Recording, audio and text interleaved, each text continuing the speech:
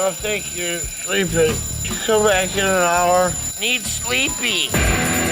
Please go away. Let me sleep for the love of God!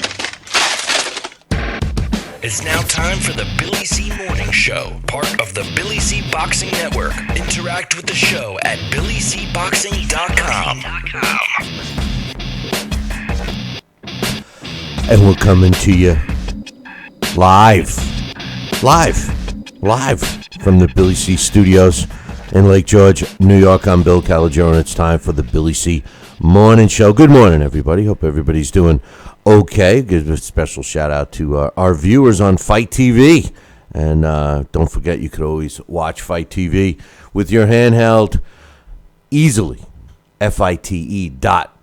FITE.TV. Today's show is being brought to you in part by Sal's Neighborhood Pizzeria, an Italian restaurant located in beautiful St. Simons Island, Georgia. Check out the website, www.salsneighborhoodpizzeria.com. That's www.salsneighborhoodpizzeria.com.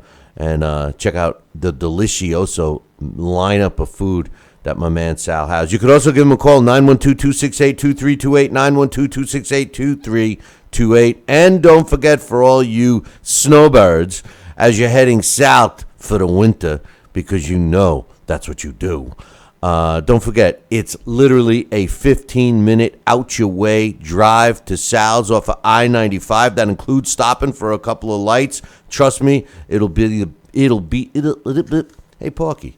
It'll be the best detour of your life. Your life. That's right. Check out the website for information, address, all that stuff. www.salsneighborhoodpizzeria.com. Today's show is also being brought to us in part by JKJ Boxing Magazine. Next issue is out soon. You want a free copy? Visit our website, BillyCBoxing.com, and click on the JKJ Boxing Magazine cover, which is on the right-hand side. Speaking of covers, don't forget about my book, Tom Molyneux, From Bondage, The Baddest Man on the Planet, is available right now where all good books are sold. You can get a copy of my book by visiting BarnesandNoble.com or Amazon.com. Find out why Tom Molyneux, From Bondage, The Baddest Man on the Planet, it's got a 5-star rating across the board. And if you're looking to get a signed copy and you want to talk some boxing and you want to hang out with me in the flesh, well, it depends how you look at that. But if you want to hang out in person, I'm going to be doing a book signing. I'm going to be part of a book fair up at the Queensberry Hotel in Glens Falls, New York, Sunday, November 6th from 10 a.m.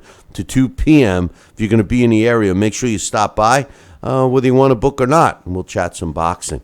That's November 6th at the Queensberry Hotel in Glens Falls, New York. I'll be there, and I want you there, too. Coming up in a little bit, we got some emails to read. We got some fight results from another not too busy weekend of boxing. We also have some updates on some guys. Some I don't want to say blast from the past, but some names like Richard Schaefer back in the mix. We got some NFL scores. We got the Major League Baseball World Series schedule coming up. We also got some hockey scores. We got some emails to read. We got some news. But first, joining me right now, the man, the myth, the legend himself, Sal Rocky Senecolo. Good morning, Sal. Good morning, Bill. How are you today? I'm doing okay. The winter's setting in here. I hope so. Your Jets won. I mean, come on, this is great. Yeah. Tom Fitzpatrick was thinking of you last night. Listen, do you want me to hit the button right now on you? You know, I mean, first of all, I thought you did. Listen, Ryan Fitzpatrick. Even though I'm donning the Jets, even though I'm donning the Jets sweatshirt this morning, it's more because it's for reason up here. But the truth of the matter is Ryan Fitzpatrick is a piece of garbage, Sal. A piece of garbage. This is a guy that gets in front of the cameras and the microphones last night after his win. And by the way, The game started with Geno Smith, and the fragile little man made a tinfoil, crumbled to the canvas, and was dragged off again. And they had to go to Ryan Fitzpatrick, and he had the balls. I'm going to say it again. He had the balls, Sal, to say that he was disappointed and pissed off that he was benched, that his team, the coaches, the brass, the owners, everybody involved with the Jets didn't have faith in him. And he's a little upset. I say this, not have faith in him. He's the worst quarterback in the NFL. The guy is a piece of shit. They don't call him Fitzpatrick for nothing. The guy freaking had 9 interceptions. He had 11 interceptions in 2 games. The guy had the lowest quarterback rating in the NFL history since they're keeping track of that. I mean, he's led the Jets to losses. Their season is in the toilet. And he's pissed off because no one has any faith in him? What's up with that? He might as well get into the boxing business, Sal. He might as well get in the boxing business because it's just as sad. Let me tell you. Safety first. God, thanks. Protect the quarterback at all times. Yeah. Hey, thanks for getting me riled up. I wasn't even going to get into the scores, but I might as well. You know, I wish I could retract that. I'm sorry. I didn't mean to get started. Jeez. I hope you had coffee first. God, no, I didn't have enough, but okay, now my veins are popping out of my neck and everything else, you know, but I'm not even going to get into the scores. Let's talk about some of the fight results from the weekend. Not many to really talk about, but David Lemieux. David Lemieux got back to his winning ways. He improved to 36 wins and 3 losses, with 32 of his wins coming by knockout when he won a 10-round unanimous decision over Christian Fabian Rios, who drops to 27-8 with 6 knockouts. This was in the super middleweight division. I guess they were giving David Lemieux a little pass so he didn't have to lose so much weight. This was a guy that was supposed to get back on track, Sal, and win convincingly. He ended up winning a dominant decision. All 3 judges scored the fight in favor of him, 2 at 100-90 and 1 at 99-91. But 2 questions I have for you on this particular fight, Sal. First of all, David Lemieux, a knockout puncher, was expected to come out and take care of business pretty quickly with the light-hitting Christian Fabian Rios, and instead he goes the distance in a lackluster performance, dominating the fight in terms of the scorecards. But I ask you 2 questions. Number 1, shouldn't David Lemieux have really gone out there to make a statement and try to finish this guy off quickly? And number 2, the second part of this question, what's your thoughts on a guy that's campaigning in the middleweight division and they ultimately let him come in at super middleweight just to be a little easier on him from the standpoint of making weight? What do you think of both of those issues on David Lemieux? I think, again, you know, we have to draw lines. It's got to be, are you going to be coddled? I mean, was that his election? Did he want to come in a little heavier? Did he want to come in a little soft? Number 1, yeah. You have also, I think it's important, and I want to start looking at this, if you don't mind. Dave Lemieux, about a year ago, fought Triple G. And I want to see who goes on their next fight or next couple of fights with a stellar comeback after they are in the ring with 5 or more rounds with Triple G. Maybe he's not the same fighter. That's going to be the suspicion, because you know what? He is a puncher. I like David Lemieux. I was looking for a better performance from him when he did fight Triple G. But Triple G answered otherwise. I mean, David Lemieux, he had some decent boxing skills the last time I saw him fight. He had some good power. And I think that, maybe his fight with Triple G, you never know how much it could take out of a fighter. He caught some big shots. He may not be the same. He may be a little gun-shy. But you're right, Billy C. He should have went out there with a purpose and with an authoritative arsenal that was going to be dominant and was going to answer any questions or put any doubts to close, to sleep. And he should have been a little bit more stellar in his performance.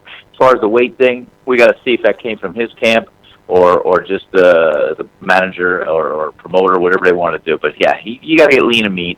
You got to get in there. You fight like you train like you fight. That's it. No soft issues. You go out there with a purpose. You go out there to be dominant. You go out there to beat your opponent convincingly. That's my point. You train like you're going to fight. You play other sports. You practice like you're going to play. I mean, you can't go in there and say, well, this is a tune-up fight. It's not a meaningful fight, so I'm not going to make my 160. I think I'm just going to, take my foot off the gas, maybe eat a couple of extra more cheeseburgers or whatever, and come in a little heavier. I disagree with that. And it also gives me reason to believe that he doesn't stay in fighting shape in between fights. And to me, that's something that a lot of fighters do today, Sal, and that pisses me off because the truth of the matter is we complain that fighters pound on their chest if they fight 3 times in 1 year, and maybe this is indicative of why that these guys get out of shape in between fights. Yeah, and that's the whole thing too. Like I said, from all the good trainers I had working with me, it was always there was always a lesson in there. Sure, after I fought, was it like the old incentive reward? I cut weight, I made weight, I made 135 pounds. There was never a fight I went into that I never made the weight. I always made the weight. Yeah, and after a while, I'd like to say, wow, I had my incentive. I got down there, let me splurge for a couple of days. I'd jump some big weight. I'd drink some heavy fluids. I'd go up to 155, 160. But guess what? That following Monday, I was back on my normal routine, running and taking care of myself, even though there was maybe not a fight in a distant future. So you gotta stay in shape. You can't keep putting your body through the extremes. And it's always good why a fighter, see, that's just it, Billy. See, these fighters only have a few short years. They're a commodity. And that's, like I said, what Chicky Farrar told me, you're a commodity. You got a few short years to make or break. And in that career where you dedicate and you're disciplined enough to make that career and make that statement and make the way you live your life, and you sacrifice, you make a lot of sacrifices. But guess what? In that sacrifice, it's for your years after when you retire. And the bottom line is you try to be in shape year-round. You try to be in shape for the call that you could get in shape and fight anybody in a couple weeks' notice. And that you peel 30 pounds off or 20 pounds off in 2 or 3 weeks is going to be devastating to your body. Another fight on that card up in Canada, an opponent comes in from the Philippines. And talk about a wacko. Everybody thinks our boy Donald Trump is a wacko. How about that Filipino president? Huh? Oh my God! Don't go. Hey, if anybody's thinking of going to the Philippines and maybe smoking a joint or something, I'd think twice. Because the next thing you know, you might be in front of a firing squad. But anyway, in the junior lightweight division, Ricky Cesamundo improved to 31-9 when he scored a 10-round unanimous decision over the guy that he was brought in to lose against, Gillian Maduma, who drops to 18-2, 97-91, 95-93 twice, with the way the 3 judges scored that one. Stephen Butler, undefeated junior middleweight, remained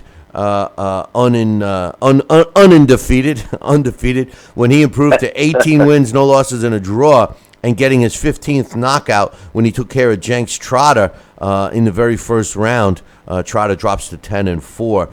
And Silvio Ortiz, also a junior middleweight, improved to 35-18 when he took care of a previously unbeaten Mian Hussein to upset him, stopping him after the 3rd round. Hussein drops to 16-1. So that's what took place up at the card in Montreal, Wow. Bell Center over the weekend. And here's some.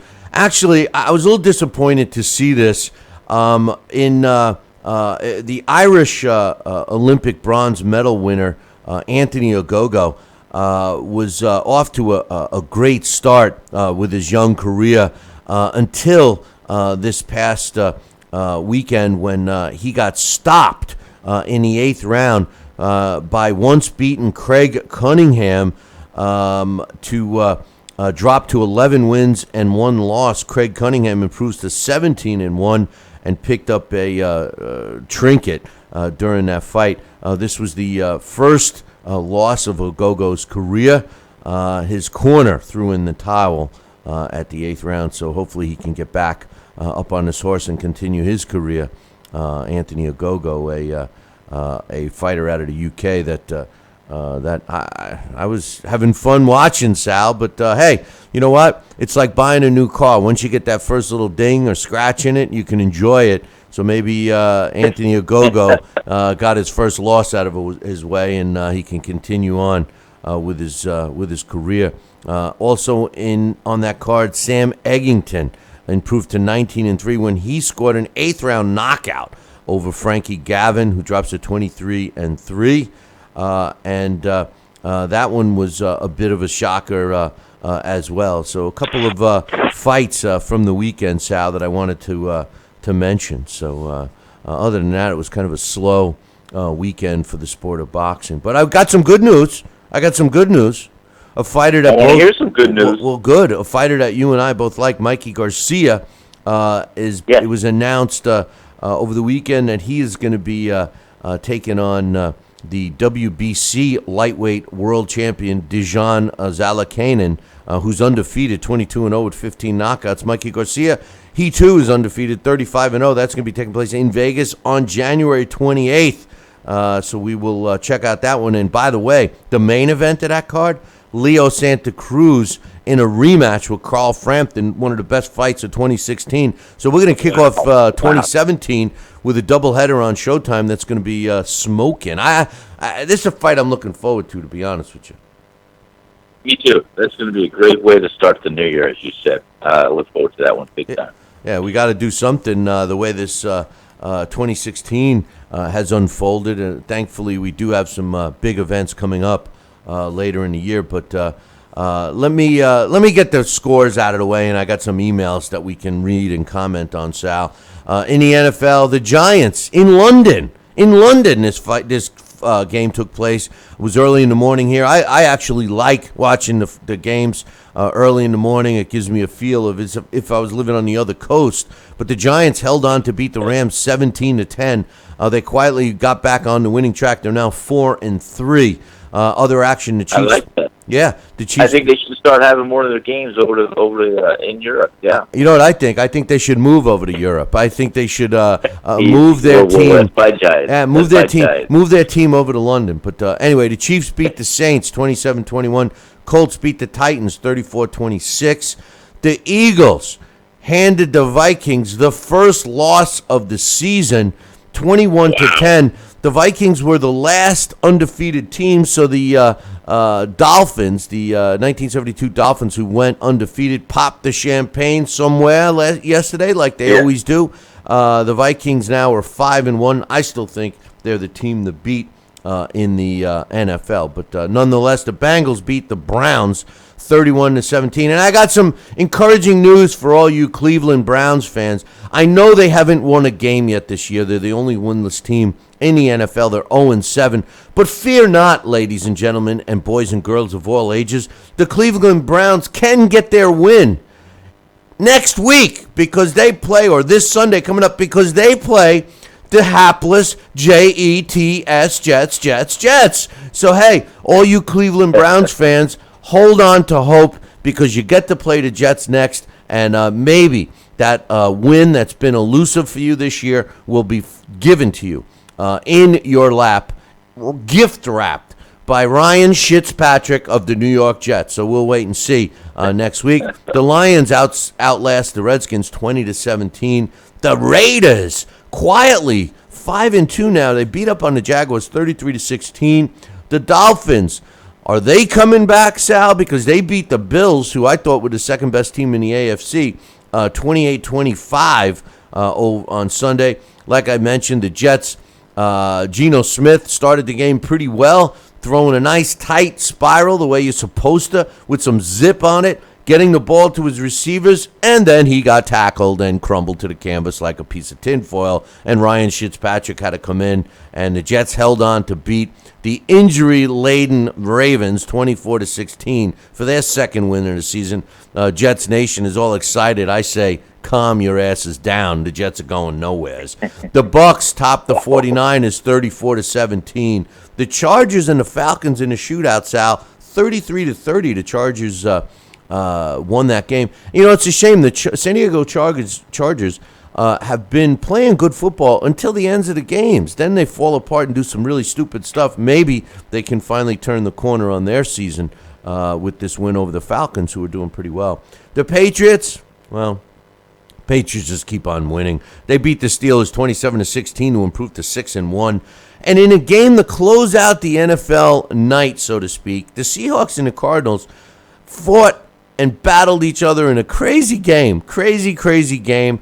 It was actually dropped off the line for us anyway. I thought of it as a crazy game, and it turned out to be a crazy game. Overtime, 6-6 tie, Sal.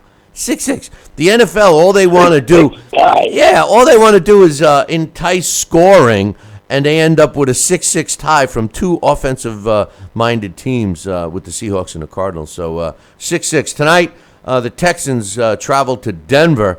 Osweiler will go back to where he learned how to throw the football. The Broncos are a 9-point favorite, and this will be a battle of 4-2 teams, so we'll have to wait and see what happens there. Over in the NHL, yeah, it's regular season. I forgot about that last week, but the Oilers topped the Jets, another hapless team, 3-0. The Islanders beat the Wild 6-3. The Rangers over the Coyotes 3-2, and the Quack Quack Ducks beat the Canucks 4-2. World Series starts tomorrow night, Sal.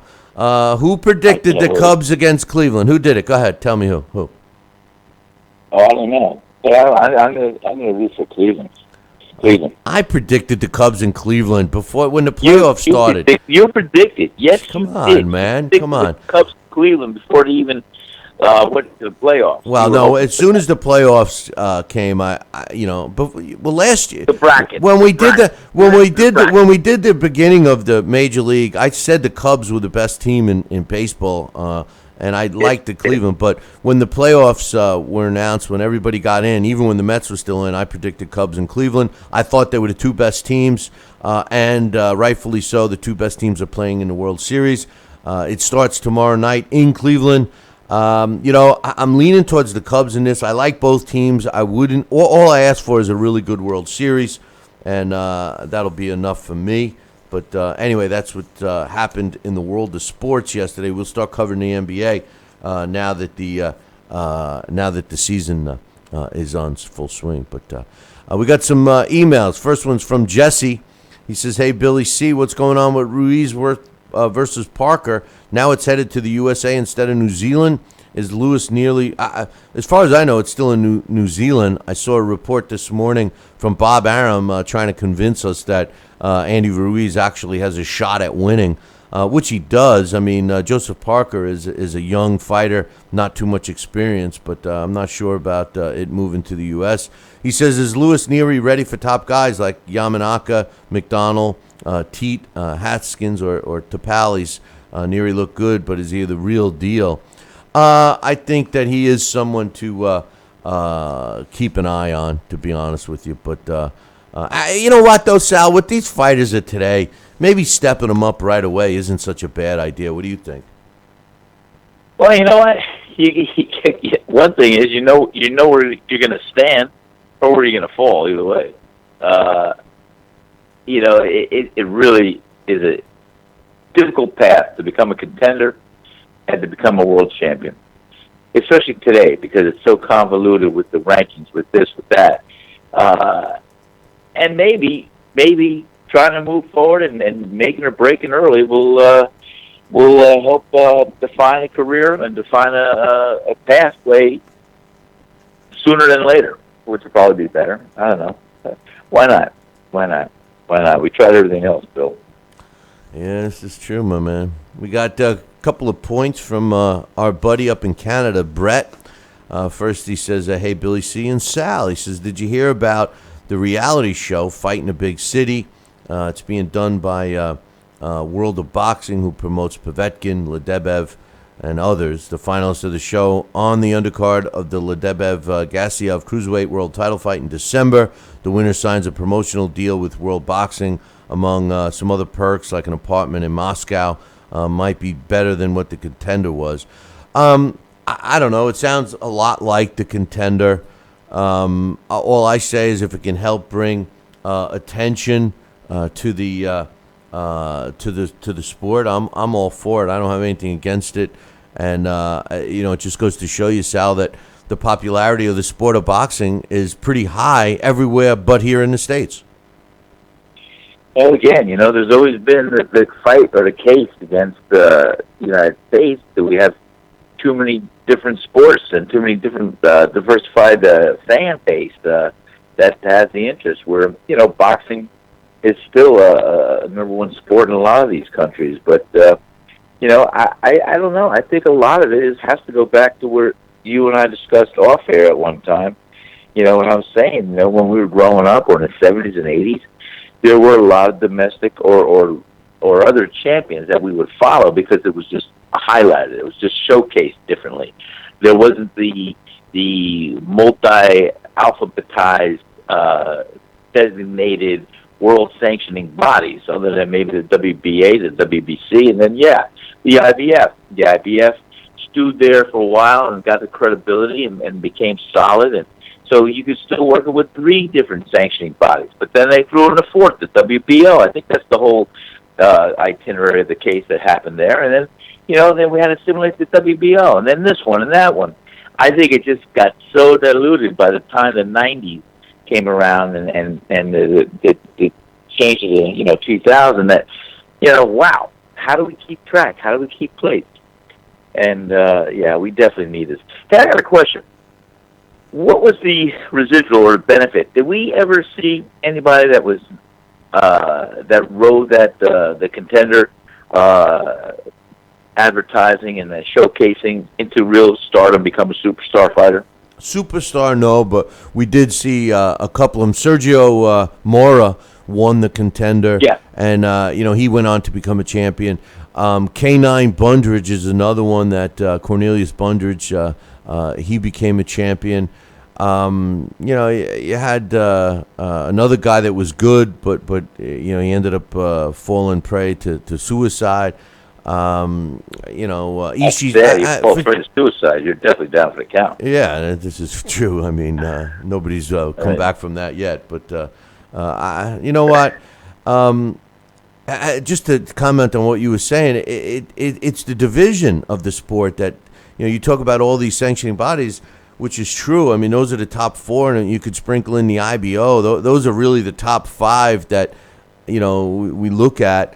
But because of the division of them, and that's one reason why I like the IBO, because, if you look at their computerized rankings, their champion may not necessarily be the number 1 guy, which I like. All the other sanctioning bodies, their guy is the number 1, which is kind of BS sometimes. I mean, like for an example, how can Andy Ruiz be mentioned in any sanctioning body as a number 1 guy? I mean, he's in the top 3 for the WBO, which is a joke. He's literally fought no one. You can't expect us to accept fighters of today that are just busy. And then that's how they get catapulted into the top of the rankings. Look at Deontay Wilder. Deontay Wilder is no different than Toro from Harder They Fall. He really isn't. He's a guy that thinks he's good. He's been built up. He hasn't fought anybody. And the one guy that he fought that was pretty decent, I'm convinced, took a dive, and that's Malik Scott. So we'll see. But anyway, Brett has a couple other comments. He says, I needed to laugh after what has taken place with Joshua against Klitschko and Triple G and Jacobs. It's pathetic. I might have to start drinking soon. And maybe since I was talking about Russia before, it could be vodka. Thank God Lomachenko versus Walters is coming up. As the Brits would say, it's going to be a cracker of a fight. So will Ward versus Kovalev, which I agree. He says, I got to admit that I grimaced when I heard B-Hop is fighting Joe Smith in December. All I could do was remember back to when he was a classless idiot for telling Joe Calzaghe that a white man will never beat him and making fun out of Jermaine Taylor's speech impediment, not to mention that he's such a boring fighter most of the time. He uses dirty tactics to help him win. However, with all that being said, I still want to watch the fight, and you know why? because I respect him for always fighting the tough fights, something Daniel Jacobs, Danny Garcia, etc. should figure out very quickly. I agree with my man Brett on that 100%. I'm not a big fan. I wasn't a big fan of B-Hop at all, but you can't deny that he fights the big fights. I mean, who else is fighting the type of fighters that B-Hop fights, Sal, and sprinkle in the fact that he's 51 years old? Yes, I mean, I like the idea that he does fight all opposition, and he doesn't look to water it down or milk it, and he's the real deal. I like B-Hop, on that level. Plus, guess what? He's in his 50s. How can I not like him? I know. No, I agree. Brett's got two more comments. I mean, he does credit to the sport. Brett's got a couple more comments. He says, were you able to watch the Jeff Horn versus Rico Mueller fight Friday night? It was his first time seeing him fighting. While Mueller was tough and durable, he was a stationary target with not much to offer in return. But he still was impressed when Horn established his jab early, found success, and capitalized with straight right hands, mixed in combination punches to the body and head well, and used great footwork and angles. I never officially heard this, but according to Colonel Bob, during the broadcast, Kell Brook has vacated his title, so Horn is now in line to fight for it. What he will be against, like the Porters, Thurmans, and Spencers of the division, remains to be seen. I definitely want to see him fight again, though.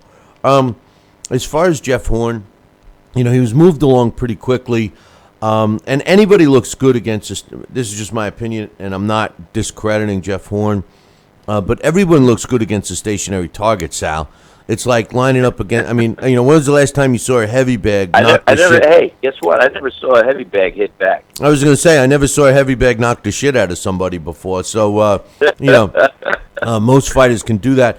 As far as him fighting against Keith Thurman or Sean Porter or an Errol Spence Jr., different league. And that's the problem I have with the way the title, the sanctioning bodies operate their titles now. Because technically, a guy like Jeff Horn will be positioned as a mandatory for one of these fighters, and he's not in the same league yet. If he was moved up the way we always talk about it on this show, he may have been ready. So there will be a good example when we see Jeff Horn, if he gets put in with a Porter or a Thurman or a Spence like Brett suggests.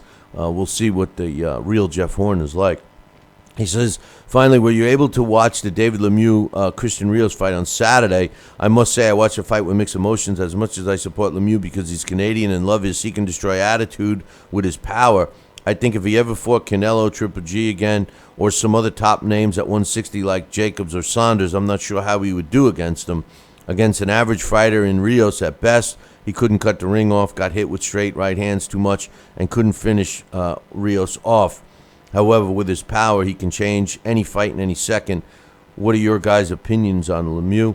I still like Lemieux, Sal, and I think that a fighter, him against a guy like Danny Jacobs or Billy Joe Saunders, I personally think that Lemieux could come out on top against those guys, especially Jacobs. Jacobs got a glass chin, a glass jaw. And Billy Joe Saunders is nothing. He shouldn't even have a belt around his waist. What do you think? No, I agree. And, like I said earlier, I'm a David Lemieux fan. I thought, I was expecting to see a little bit more from him in the Triple G fight. But then again, who was he fighting? He's fighting Triple G.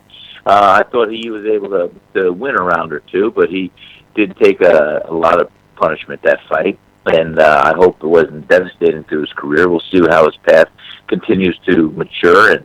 And I think he's got a lot of the tools that it takes to be on top, and he should be able to beat these top contenders.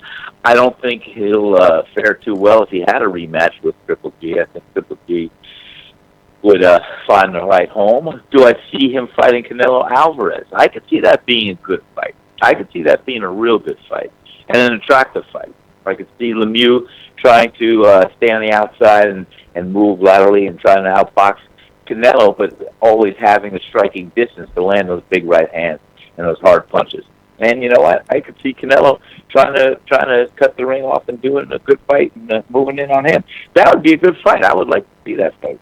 Finally, we got a email from Mitch. He said, I listened to Andre Ward and Danny Jacobs criticizing Triple G's resume. He obviously didn't do their homework. One opponent that was criticized was Milton Nunez, who Triple G beat in his prime when he was 21-1. He's talking about Nunez back in 2010, and he knocked him out in the first round. Come to find out, 4 years later, Daniel Jacobs fought Nunez, and by then he had 9 losses. He had losses in like 7 of his 12 fights before taking on Jacobs, including being stopped by Sergio Mora, who's not known as a knockout puncher. He says, I noticed something that may speak to Triple G's greatness. I noticed that his previous opponents are having a hard time getting good fights, too. Look at David Lemieux, Curtis Stevens, and Willie Monroe. They get floated around for big fights, but nobody ever signs to fight them. Here's my question. Do you think potential opponents don't want to fight these guys out of fear of their fight results being compared to Triple G's, or even worse, losing to these guys? That's a good point from my man Mitch. The truth of the matter is everybody's so afraid to get a loss, and they don't want to lose to a guy that someone that they're criticizing has already lost to him or already beat him. So I think that's a good point. What do you think? Yeah, I think it's a good point, and it's been funny because when you get that first loss. It almost could, like you said earlier, that guy got his clean record. It's like the new car syndrome. You drive it very apprehensively. You're cautious. You're being careful. But once you get the first thing, it's like, now I'm going to enjoy it. Let me ride this thing and have a good time. Well, yeah, fighters are like that. To a degree, some fighters are. You got that perfect record, and you do like it to be protected, and you get handed your first loss, but depending on how and you lose, it can be empowering for some fighters to say, oh, I got that out of the way. Let me go out there and really be a fighter. Who knows? That's what I'm saying. It really depends on what that fighter's mindset and mentality is. Yeah, no, that's a good point. So Richard Schaefer, remember him? Yes, I do remember Richard Schaefer. Well, he's back. He got his promoter's license, and he hasn't been in the limelight in almost 2.5 years. But it was announced over the weekend that he will be promoting his first fight. It is going to be taking place December 10th. The main event will be Jesus Cuellar against Abner Mares. And the other fight will be Jamal Charlo making a defense of his title against J-Rock Williams. If you recall, Richard Schaefer's new promotional company has been formed. The name is Ringstar Sports. So we'll see what happens when Cuellar defends his title against Abner Mares, and Charlo defends his against J-Rock. So that's taking place in January. December. I'm sorry, December 10th on Showtime. So we'll be looking forward. All right. Yeah, we'll be looking forward to that. Like we mentioned earlier, the Parker, Andy Ruiz, that Joseph Parker versus Andy Ruiz, like Bob Arum told us 2 weeks ago, is official.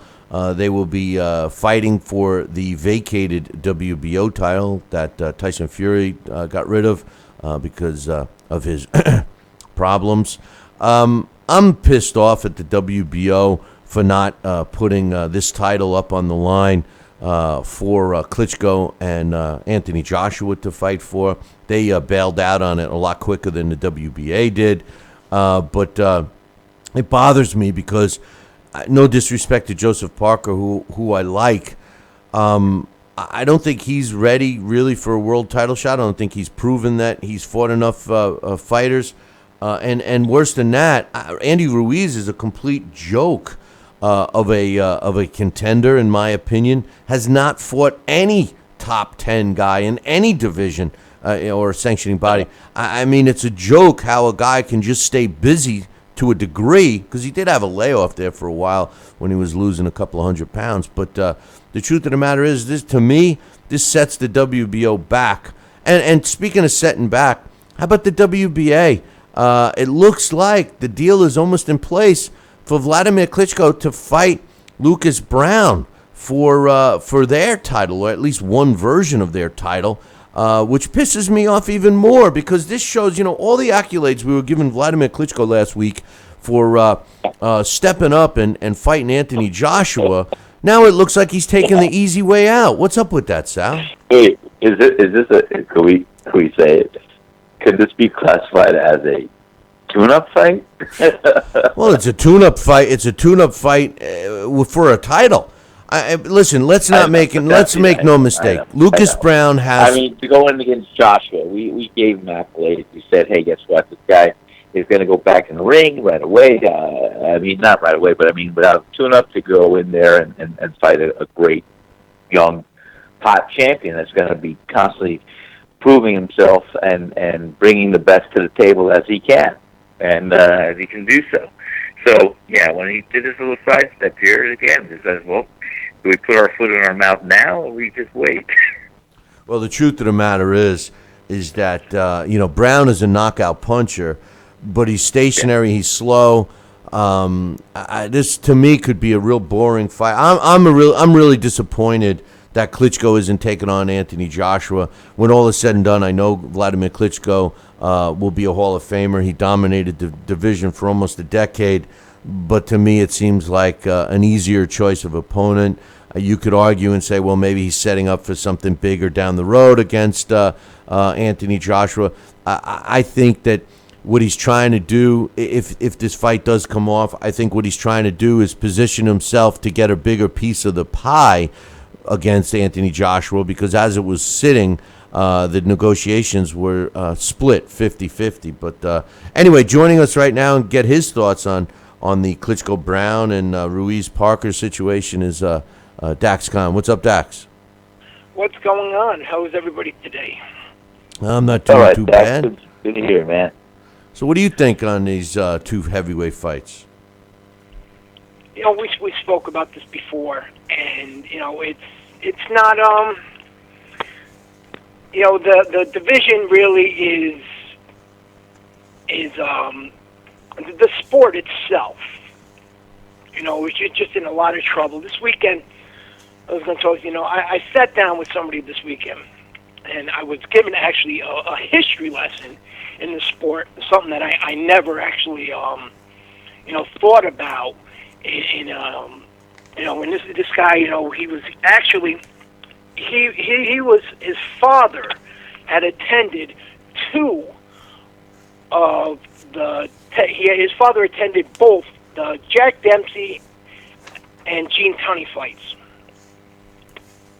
and he had actually his father had actually worked for Tex Rickard when they had built the Boyle's 30 Acres. And this is a guy who watches, boxing still, and he's also an accountant.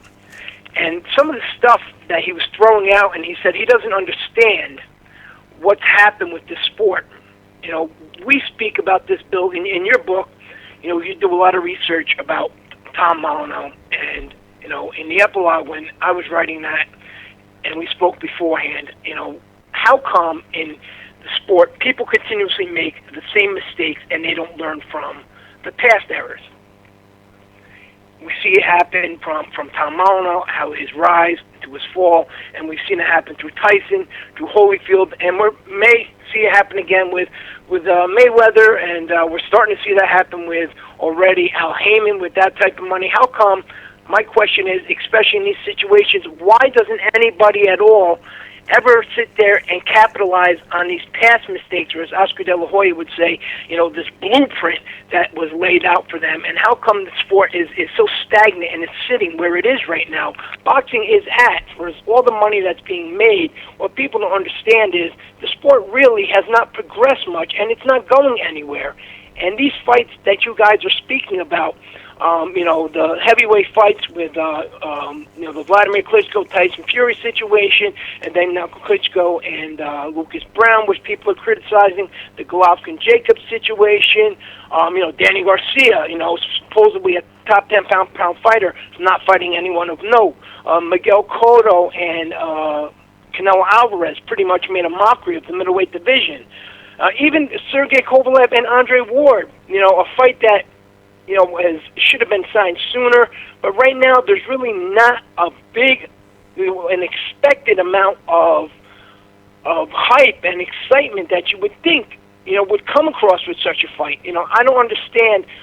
Whose fault is this? Is this the promoter's fault? Is it the fighter's fault? Is it the media's fault? But boxing right now, for all the money that people see, really, the sport is just hanging on by a string. All it takes is one more disaster for the sport to become pretty much, it's going to be something that's buried, deep down at 2 o'clock on Saturday mornings or Sunday nights, right somewhere around the infomercial status. Let me tell you something, Dax. First of all, boxing's already buried. Go try and find it on ESPN, the world leader in sports, basically, ESPN, their website. You gotta search for it. It's not right there on the front. As far as money being made, a lot of money. Truthfully, a lot of money is only being made by a handful of people that are involved in the sport, whether it be fighters, promoters, etc. The majority of the fighters are not making money. I think some of the change is what Sal and I talk about on a daily basis. Boxing has become safety first, which is against the initial, whole concept of the sport. There's way too many sanctioning bodies, which results in too many titles, too many contenders, all divided. A contender in one sanctioning body isn't ranked in another, etc. So as a fan, how can you relate to the fighters when you don't know who the hell they are? How can you relate? The networks and promoters don't want to get involved with a production unless there's a title on the line. But the truth of the matter is that the titles have diluted the sport so much that what's the value really in a title?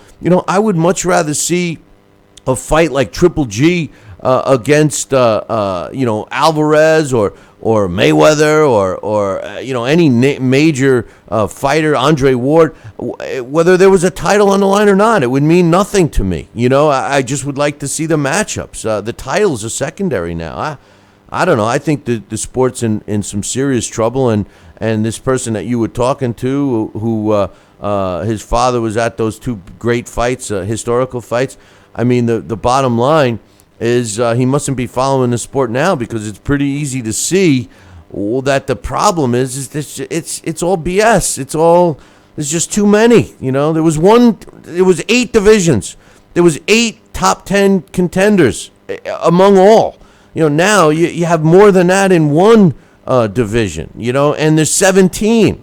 So I mean, it sucks. He does still follow the sport, and actually, he's into his early 90s now, and he actually came over with me and sat and watched Mayweather Pacquiao. He kind of fell asleep waking up, but the guy, he likes the sport, but he's also a guy who what a bastard. Really, hey, Dax, what a bastard you are, subjecting the poor guy to that fight. But he's also a guy who, him and his wife both grew up over in Europe during the wars. And, people from that era that come here, they turn into people that aren't what you call cheap, but, even ones that have a lot of money. They know all about their money. They pay attention to all their money, and they calculate things. And this guy, ended up becoming an accountant. And he was speaking to me about Tex Rickard. And he was saying, when after this weekend I spoke to somebody else on social media who we were speaking about the mindset of today's fans, when I said, I passed along this little myth matchup that everybody likes to do, and it was between Harry Greb and Stanley Ketchel. They're fun to do. Whether or not you're in the media, whether or not you're a fighter, a promoter, etc. Everybody is a fan. That's why you're involved in the sport, and those are fun. And there was one guy who who wanted to more or less try and seem like he was an expert on the sport. And he called the Harry Greb more or less a fraud. He said, there's no proof on exactly how good Harry Greb was. A lot of fans today, if they don't know anything about the sport, they'll throw in Harry Greb there because there's nothing to dispute, and so on. And this is a guy who was at Harry Greb's fights, and he said, Harry Greb was that good. And he goes, but and again, back to the point of the sport, he has no understanding how come even when he thinks about Muhammad Ali and Joe Frazier, and he thinks about Muhammad Ali and Foreman, and he thinks about the Tyson era, and he even used Manny Pacquiao against Floyd Mayweather and the money they generated as an example. And, he sat there in front of me, and he used this, that little calculator thing they have, and he was going back and forth with the percentage of how much inflation, what the dollar's worth today, what it was worth back then, and if the two cards were on at the same time, exactly what the difference would be.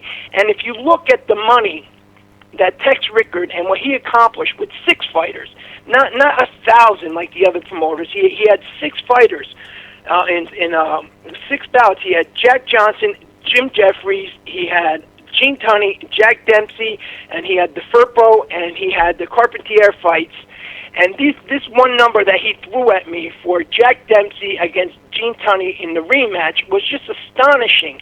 When you compared it to Mayweather, at that point in time, I believe that there was something that in 1927, I believe it was, or 28, that fight grossed at a live gate of $2,658,000 and change or something like that. And when he compared it to this era, and he brought up the inflation rate, and he deducted any type of cost for TV, radio, with no type of advertising, and he says, that live gate was $166.5 million. And he goes, and if you took that money from today and you reversed that in what that type of worth would be, the amount of money that fight was worth at that point in time was well over $14 billion. Well, listen, there's no doubt that fighters back in those days actually made more money, and I'm not talking about dollars compared to today, but like you're saying, with inflation rates and what the dollar was worth back then, fighters made more money than they do today. And that's why there was so many doing the sport as a career, where they became, it was a craft. Boxing was a craft. People were able to make livings at it. That's why they stayed in the sport. Getting back to what you said earlier, there's only a handful of fighters that make outrageous money. I mean, yes, the PBC has skewed it a little bit, and it's going to go back to normal. But let's be real.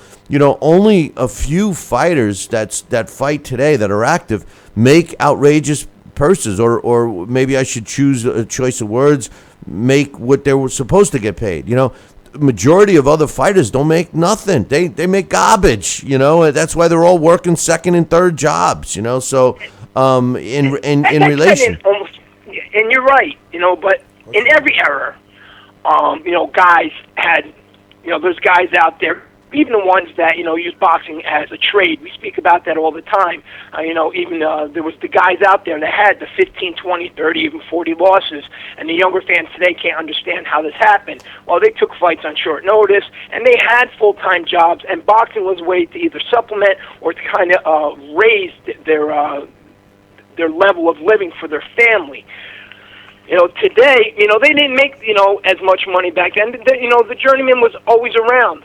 But, the point of the matter is today, even journeymen, these guys should be making a lot more money. The sport itself hasn't really evolved as much as people realize, or as much as people would like to fool themselves into thinking. And in my opinion, and again, I hate to keep going back to Tex Rickard and these recent fights, for example, you just mentioned the Joseph Parker and the Andy Ruiz Jr. fight. They were squabbling over location. Bob Arum, for some reason, thought that if the fight was in Texas, that Andy Ruiz would be able to draw in 80,000 fans. How that would happen, I have no idea. And then, you have the Klitschko fight and the Joshua fight over the WBA. There was a problem with the venue there because there was a rock band that had the O2 Arena rented. Back then, this is a guy who, when there wasn't a place to throw a fight, Bill, he built one. Yeah, 80,000 fans to come see Andy Ruiz. Sal, I don't know about you, but I think somebody's slipping something into Bob Arum's Geritol because come on, Andy Ruiz couldn't draw 80,000 fans. He couldn't even draw them with a pen and paper. I mean, come on. Did Canelo Alvarez draw that? I don't know. He's still a mean Mexican who'll fight anybody, but. Okay. Yeah, but no, I hear you what you're saying, but is it greed? What is it? I just don't understand. Is it greed? Is it the refusal to? Of course, it's greed. Of course, it's greed. Greed has been the problem of the sport since day one. But what's happened? Listen, if we can blame one group, I've always said this time and time again. We can blame networks, we can blame promoters, we can blame fighters, we can blame managers. But if we got to focus the blame and say, okay, the majority of the blame is on one group, it's the sanctioning bodies. And the reason why is because they're the ones that cut the side deals with the promoters and the networks, hey, put our guys on, whatever. And this has caused more division. We all love the PBC and the fact that the PBC was giving us boxing on TV, at least once a week, in some cases this year, multiple times a week. But the truth is this, they further added division to the sport. Now in the wake of their collapse, we're seeing it more and more. I mean, how can listen? Andy Ruiz against in his fight against whoever the hell he's fighting, Lucas Brown is fighting Klitschko, and Andy Ruiz is fighting who's I can't even think of who they setting him up to fight. Joseph Parker. Oh, right. Forget about it. See, that's what I'm saying. Even I'm forgetting about the name. Joseph Parker. That's Coach's guy. Hey, but Lucas. I mean, Joseph Parker. I like Joseph Parker. Don't get me wrong. He's a big upset. Well, no, but he's an up and coming heavyweight that we should be learning about. But he should no business being fighting for a world title. Hey, listen, no one loves Anthony Joshua more than me, but I said that when he fought for that title. But at least he's willing to fight tougher fights. The WBO setting up fights like Parker against Andy Ruiz is the problem with the sport, Dax. That's what it is. It's the problem with the WBA not letting Klitschko fight Anthony Joshua for their title. They want to keep the division because Anthony Joshua's an IBF guy. Sorry, can't put him in. He's not ranked with us. That's BS, 100% BS. Guys, a lot of times, and it's the politics of the sport. They maneuver, they do this. There's little, come on. We can't be naive. There's little private concessions made here and there. They look at a big picture. They want to see how it can happen, how they can manipulate this, that. That's what I'm saying. It's too much out of the hands of the fighters and the ones that really matter. It's a shame. It's gone too far. If you're a fighter, and I'm a promoter or I'm a network, and I say to you, Sal, all right, here's a choice. You can go and fight Triple G, and they're offering you $1 million, or you can go and fight Vinny Gumbats, who's got a 20 and 13 record, and we'll give you $2 million. Which fight are you going to take, Sal? You make it, if it's let's be real. It's a business decision. Exactly. And I'd rather pocket $2 million for less than okay. I would be more than willing to fight Triple G for what? Okay, but that's my point. 100,000. But that's my point, 100%. We in a lot of cases, the fighters are the guy who's out in the street, so to speak. He's the front. He's the face of his own career, like what's going on with Daniel Jacobs. I'm critical of Daniel Jacobs. I'm critical of fighters that don't want to fight. But the truth of the matter is when they're being offered more money to take a lesser fight, a la Floyd Mayweather, his system that worked for him, his blueprint, so to speak, you can't blame him. I would just like the bigger fights against the better guys to to warrant spending more money. The fighters should be compensated more to fight the tougher fights. I mean, that's the truth. Whether it's good for the sport or not, facts are facts, you know? What made Floyd Mayweather so great, aside from his skill set in the ring, was the fact that he was able to capitalize on two things. One, Floyd knew and he recognized, not only from what happened to members of his family, but other people in the sport. Floyd, he's followed the sport. He knows about the history of the sport, and he's seen what happened to fighters who took too much punishment in the ring, and that's why he developed that, spectacular defensive style. But once he realized that fans hated that, and Floyd knew he had to sell himself once he went on his own and left that promoter, he said, you know what, I am going to just use this in my promotional sense, and in the meantime, even though they hate the fights, they're going to come see me because they're hoping I get knocked out. Meanwhile, I'm going to make money, I'm going to create history, and I'm going to walk away from the sport with all my bearings intact. And that's why you have to respect him above all, because Floyd Mayweather did exactly what every fighter should do and always should have done, is leave this sport with that glory, capitalize on as much profit that they possibly could, and then be able to enjoy the rest of their life after, age 40 or age 35, whenever, a fighter's shelf life is pretty much expired, and live out the rest of their years not having to be fed through a spoon. Not to be harsh, but I think about guys like a Jerry Quarry, or even guys like an Arturo Gatti, who they say, the mind kind of slipped, or an Edwin Valero and stuff like that. So Floyd Mayweather, those are things that you have to give credit for. Unfortunately, these other fighters that are trying to follow the Mayweather path don't have the Mayweather skill set. They don't promote the fights like Mayweather, and they're not willing to go out there and accomplish the things that Mayweather has accomplished, and they certainly don't work as hard as Floyd all the time, 365 days a year when not in camp. Floyd Mayweather works as hard as these guys do when they're in camp. Listen, I agree with you. Floyd works hard. Agree with you there. As far as him being safety first and making a lot of money, more power to him. But you don't pound your chest and tell everybody you're the greatest, and in the same breath you're taking the easiest way out. That's my little asterisk there. And then the other asterisk is, just like Sal and I talked about earlier, referring to the Horn fight, the Jeff Horn fight.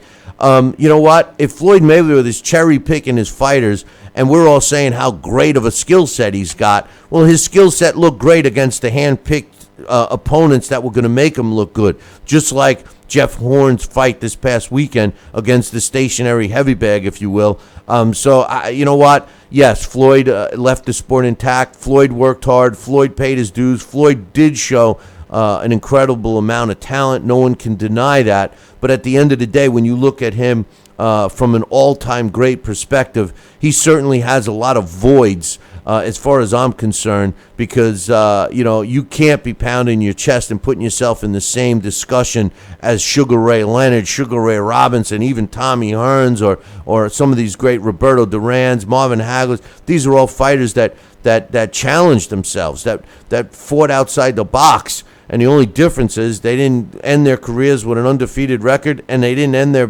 careers with as much money in the bank as Floyd. That I'll give Floyd credit for, but I'll never give him credit for being as good as those guys, because he's never challenged himself above what he feels is an 85% chance of him winning. So I disagree with you wholeheartedly there. Well, I'm catch weights, whatever, but I disagree with you there. But in any event, any thoughts on the Lucas Brown Klitschko situation? I believe Lucas Brown is the one who's being unjust. This whole situation has been unfair to Lucas Brown. He shouldn't be having to fight for a title. This is a guy who overcame the odds. He didn't beat the most recognized champion. He beat a solid fighter on the slide, who had been very inactive, but he did have a belt.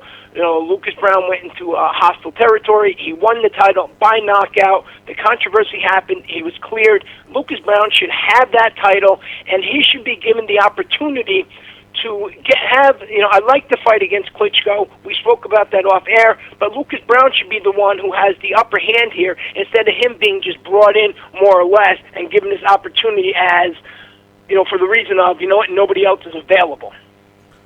That's not true that no one else is available, but hey, listen, it's the politics of the sport, and it's what we've been saying all along. But that's how he's being treated. It's more or less okay. We're putting him in this fight because we have to. Well, we have to save a little face. I got one more question for you before we let you go. It's something that was my topic of the day that we haven't even touched on yet. But my question is Sergey Kovalev against Andre Ward is coming up. We're all looking forward to this fight big time. It's coming up pretty quickly, as a matter of fact. So is Pacquiao, Jesse Vargas. But my question is, Kovalev against Ward, Dax, will it live up to the expectations? Do you think this fight is going to be what we're all hoping it to be, or do you think it's going to be a chess match? It's not going to live up to the hype. And it's funny you say chess match because somebody had sent me a picture, actually, of a chessboard, and one piece had the face of Andre Ward on there. Another piece had the face of Sergey Kovalev on there. It's not going to live up to the hype because what they did is they drug it out for too long. There was too many postponements. There were too many demands made. And when you do things like that, you have to, surpass you have to surpass the original expectations. And there comes a point in time, there's no way to do that. So this isn't going to, in no way, even, with a sensational knockout by either party, is it going to be able to live up to the expectations. It's just another example of, boxing not living up to its potential. It's not even the best fight that can be made. It's not even the most exciting fight. And in truth, I actually think that Bernard Hopkins versus Joe Smith Jr. is a more exciting fight simply because you have the 51-year-old veteran going out there to do what you're always saying, and you said a few minutes before, that he's taking the risk and he's passing along, as I always say, potentially passing along this torch to a younger fighter and creating a new superstar. And the thing about Joe Smith, and then we got to let you go, is that nobody even knew who Joe Smith was until he beat Farah. So all of a sudden he gets catapulted in, and he can't find. Nobody wants to get in the ring with Joe Smith Jr. So Bernard Hopkins, 51-year-old guy's got to get in the ring with him. That's how sad boxing is, Dax, and that's the truth. That is sad, So later on this week, when we get a date or something like that, I'll break down exactly how this guy gave me the numbers. Floyd Mayweather, Manny Pacquiao, they grossed an estimated $500 million, and when he calculated the second Gene Tunney Jack Dempsey fight, and he reversed the gross rate and the interest rate and brought that rate from today back to that era, that fight would have grossed $16,661,662,000 in today's revenue without pay-per-view or TV. Remarkable. Wow. Hey, Dax, we'll chat about that. The way he broke it down, he showed me, and the way he broke it down, it baffles your mind. And this is a guy that today, I beat that dead horse. He laid out things. Understand this: Tex Rickard created the Great White Hype. Yeah, right. Yeah. No. Maybe we should look at our economy and get in touch with Trump or Hillary. Hey, Dax. The Great White Hope came from the Jack Johnson and the Jim Jeffries fight, and he also is the one who sold the O to boxing fans first. Remember, Jim Jeffries hadn't fought in 6 years. He was 300 pounds. He was out of shape, but fans believed because he was undefeated, he was the Great White Hope, and he sold on those two things. And whoever said in the chat room was exactly correct. If Rico was around today, he'd have just had a whole bigger venue and a whole lot more avenue to do a lot more shady things. But I can guarantee he would have been making money, not losing $500 million. There you go. Hey, Dax, we'll chat with you later in the week, my man. All right, everybody. Have a good one. So I ask you, Sal, before we wrap it up here, do you think that Sergey Kovalev against Andre Ward will live up to the expectations that we have and the sport of boxing and its fans have? Do you think it's going to live up to those expectations? I think it's going to be a good fight. I think it's going to be a very good fight. I think it's going to be a little bit more than what Dak alluded. It may just dwindle down to be. I don't think it's going to be a chess match. I think Andre Ward coming back, he's got to make a statement. He's got to look to have some exchange. And I think Kovalev, he's going to go out there and try and close the show and have some good business. So I think you're going to see some good opportunities for each fighter to take out the other. So yeah, let's see, because you got Andre Ward thinking he's a knockout fighter now, knockout puncher. Exactly. So let's see if his brazen attitude and confidence gets him caught with the right hand coming in. And I'm more in agreement with you myself. I think that this fight is going to be exciting. I do think that what are our real expectations? I don't know, but I do think that Sergey Kovalev, Andre Ward will be an exciting fight. I think that people are going to be going away from this fight talking about it, and I think that there's a lot of pressure on Sergey Kovalev to be able to cut the ring off and control the action. Because let's face it, if he can control the ring and keep Andre Ward, against the ropes or in a corner, he's got the best chance of winning. If he's chasing Andre Ward around that ring for 12 rounds, Andre Ward will be in a position to steal the fight, similar to a Floyd Mayweather performance. He'll be able to pick his shots, he'll be able to land one or two, run away. Kovalev will, try to track him down, etc., etc. But if Kovalev is able to control the ring, he's going to give Andre Ward all kinds of trouble. And remember one important factor. Andre Ward, one of his weaknesses really is his knees. And, the fact that his knees have failed him with his game plan, which I'm assuming, and I don't know what his real game plan is, but I'm assuming it's going to be movement and utilize his movement and boxing skill.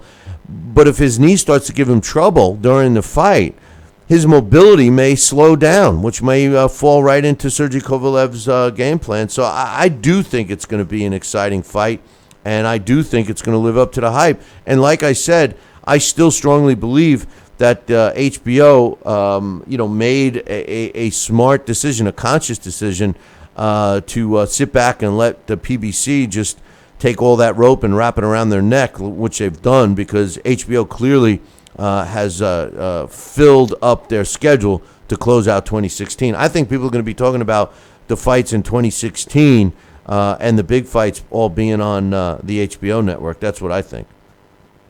I think you're right, and I think, like you said, they were just playing possum and looking at the landscape, if you will, and guess what? They're ready to come out with their game plan. And as far as the Kovalev fight, yeah, my best advice to Kovalev would be come out with a strong plan A, but guess what? If you have to, you see what happens, you better have a good plan B. And throw in a plan C too, just in case, So just in case. And John David, John David.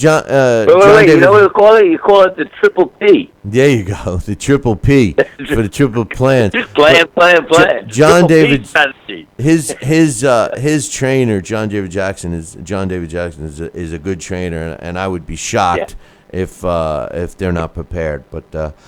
How about some stuff that happened on this day in the sport of boxing history? We are, in case you guys don't know it, we are on October 24th. And on this day, October 24th, in 1916, Battlein Levinsky wins a 12-round decision over Jack Dillon to win the World Light Heavyweight title. It took place in Boston. On this day in 1998, Sven Otke wins a 12-round decision over Charles Brewer to win the World Super Middleweight title. It took place in Germany. On this day in 1898, Tommy Ryan wins a 20-round decision over Jack Bonner to win the vacant World Middleweight title. It took place in Brooklyn, New York.